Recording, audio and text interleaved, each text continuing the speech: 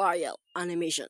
Dahil December ngayon, siguradong may mga Christmas party sa mga paaralan, pisina, bahay, at marami pang iba.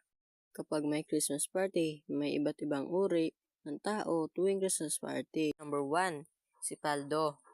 Ito yung tipo ng tao na palaging nanalo. Nanalo sa sakwak, sa change gift, at marami pa.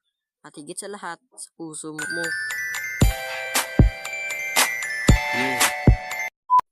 Corny ang putik.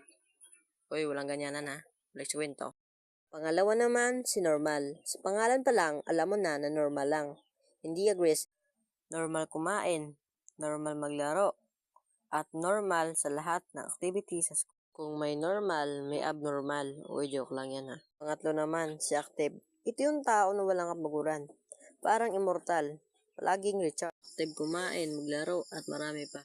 Pang-apat, the eater. Ito yung tao na tulong-todo kumain. Kasi eater nga eh. Nom nom nom nom nom nom. Pang-lima, take-outer. Kung may eater, may take-outer. Ito yung tipo ng tao na halos lahat ng pagkain sa lamesa ay iubos niya. Take out! Don't forget to like, share, and subscribe. Merry Christmas everyone!